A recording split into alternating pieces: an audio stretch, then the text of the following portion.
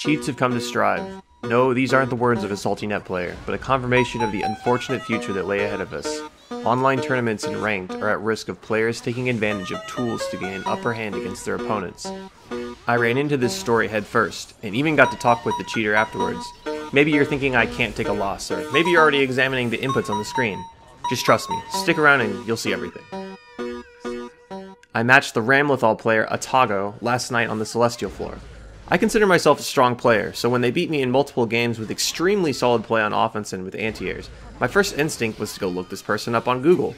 Maybe they were the unknown OD Ram, who's gonna cook me with no butter or oil, or had played in some online tournaments. Nothing. At the end of our second set, I realized that something odd was happening. The dude literally did not miss an anti-air. Even the best players miss anti-airs if you vary the timings of your buttons in a tricky way, but I just couldn't get it to work at all against him. When I went to investigate the replay, what I found was both comforting and terrifying. I had not been legitimately clapped, but instead had fought someone using cheats. Immediately, I wanted to know more, so I started private messaging the guy in chat, in Guilty Gear.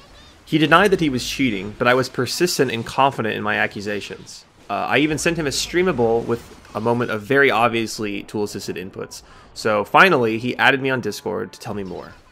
Though he obviously had knowledge of cheat development, he danced around admitting the fact that he was actually cheating.